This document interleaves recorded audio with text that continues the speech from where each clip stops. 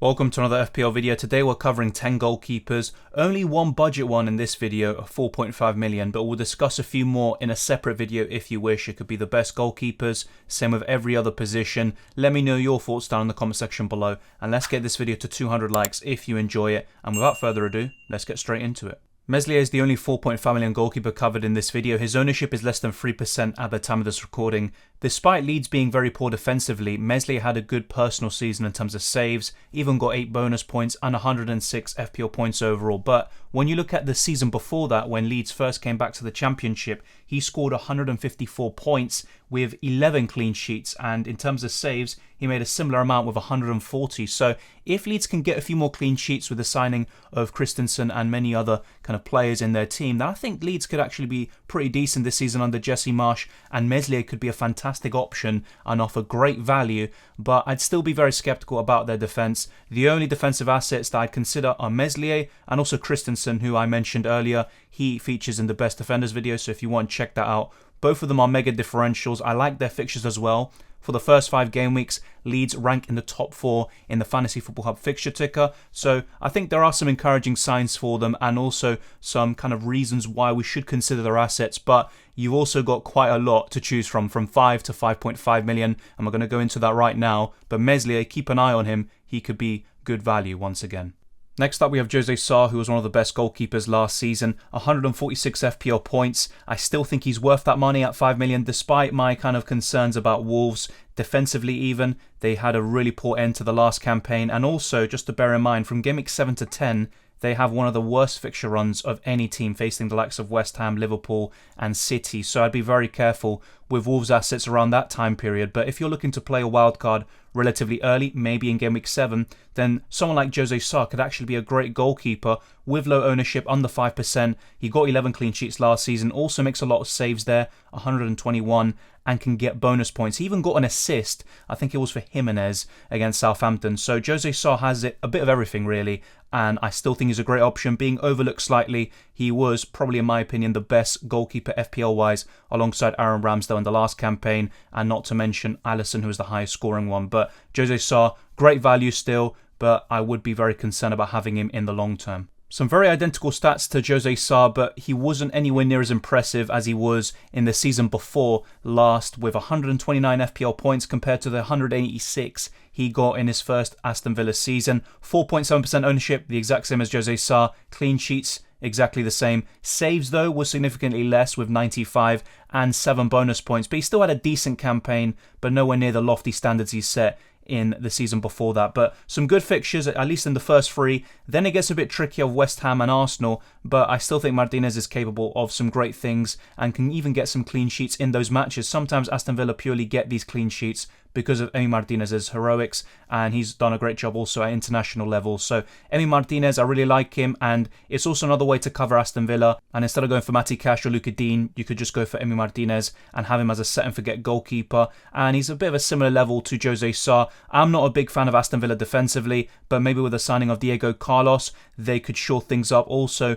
in midfield, they signed Kamara, so things could be shored up in that position as well. And Martinez could benefit even more from that and perhaps get 15 plus clean sheets again. And if he does, then I could see him having a fantastic FPL season and getting you plenty of points. Nick Pope could offer outstanding value at Newcastle. 5.4% ownership, 9 clean sheets, 120 saves. A lot of these goalkeepers have quite similar stats. 12 bonus points as well, despite Burnley struggling for clean sheets and also being relegated. 130 FPL points overall, and it actually hasn't been his best throughout his whole career. Some great fixtures, but Man City and Liverpool would put you off. So with Nick Pope, as much as I'd really like to recommend him, if you're looking to perhaps play the wild card quite early, then I would look elsewhere for now, and then maybe you can get Nick Pope on your wild card or for the long term. But for the first 6 or 7 game weeks, I don't think it's worth it, because those City and Liverpool fixtures, despite the fact that Newcastle could cause them problems, I just don't see them keeping clean sheets, and the ceiling for Nick Pope and Newcastle defenders will be very limited. So that's my opinions on Nick Pope. I really like him in the long term, not so much to start the season.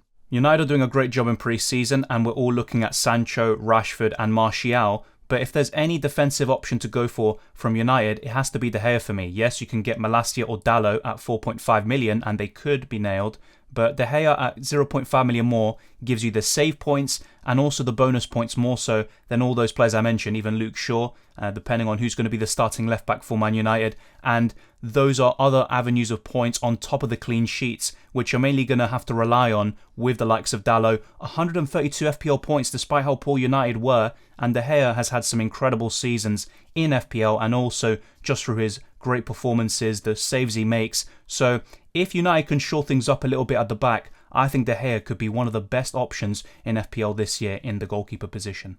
Edouard Mendy has the highest ownership of any goalkeeper on this list, and I can understand that. From those 5 million and under goalkeepers, Mendy plays for the best team, and Chelsea can easily get 15 plus clean sheets. He got 14 last season, only 73 saves, 3 bonus points.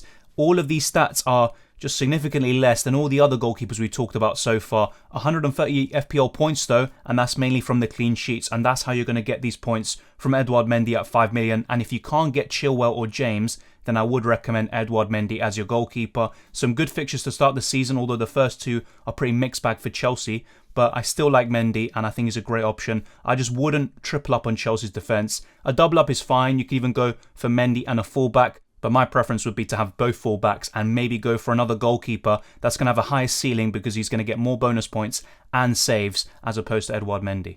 Ramsdale was quite similar to Mendy in some metrics such as clean sheets, only 2 fewer than the Chelsea goalkeeper and 5 more FPL points. He also got 14 bonus points though, that's significantly more than Edouard Mendy, and he got more saves, 17 more to be exact. Some great fixtures, so he's actually perfect for an early wildcard because Arsenal have great set of opening 6 fixtures, but I'd be very cautious about Ramsdale and Arsenal because they ended the season terribly. When they have their full back line, I'd expect them to improve and get more clean sheets, but a lot of their key defenders like Tomiyasu and Tierney are injury prone, so I'd always be concerned about Arsenal's defence. But Ramsdale's still a good option, it's just I think there might be better ones in the long term up until Game Week 38, because that's what we want from our goalkeepers. Set and forgets that we don't have to change it around too often unless we're on the wild card. Hugo Lloris was very underrated last season in FPL. He comes in at 5.5 million, which I looked at and I thought, if he was 5 million actually, I think he'd definitely be in my team. His ownership is only 4.6%, 16 clean sheets, 97 saves. Both of them are significantly more than Aaron Ramsdale, and it justifies the extra 0.5 million. 11 bonus points and 158 FPL points overall. Only Alisson scored more amongst goalkeepers. Good fixtures for the first 6, so Lloris is another good option if you're looking to play an early wildcard. The fixtures after that get a bit more mixed bag, but I still think Lloris could get some clean sheets in those games and also get plenty of saves and bonus points. So with Hugo Lloris, I think he's arguably in the top 5 goalkeepers this year. But his price point does put you off a little bit because at the same price you can cover Spurs defence with Ivan Perisic, or you could go for Alisson or Ederson, who play in better teams and defences and will probably keep more clean sheets and arguably get more FPL points, especially in the case of Alisson.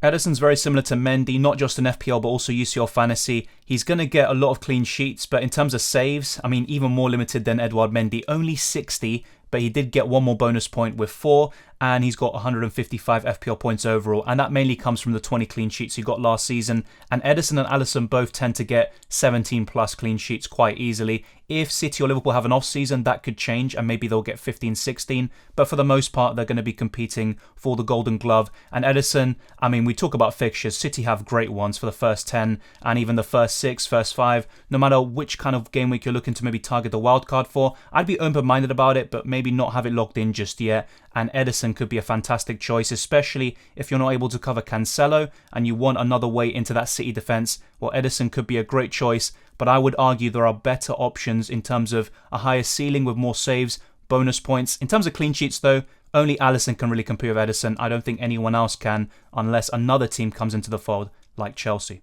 Alisson actually offered better value for money than Trent, Robertson and all these Liverpool defenders last season. Only 5.5 million, that price decrease was actually quite significant and it makes these goalkeepers quite appealing and we can actually consider them. If Alisson was 6 million or more, I just don't think I'd even be mentioning goalkeepers such as Alisson and Ederson in this video. But 18.7% ownership, 20 clean sheets, just like his fellow Brazilian, 75 saves, 15 bonus points, which is actually very high, the highest I think of any goalkeeper covered in this video, 176 FPL points overall, fantastic fixtures for the first 6, first 8, first 10 game weeks, and Liverpool tend to do well against any opposition anyway. So Alisson for me is arguably the best goalkeeper in the game, but if you have Trent, Diaz, Salah, you've also got Robertson as well to contend with, Matip, then it makes it very difficult to fit in Alisson, and he does occupy a precious Liverpool spot. And the other goalkeepers in this list might offer better value or similar value, but they won't occupy a precious Liverpool spot. So it makes getting Alisson a bit tricky,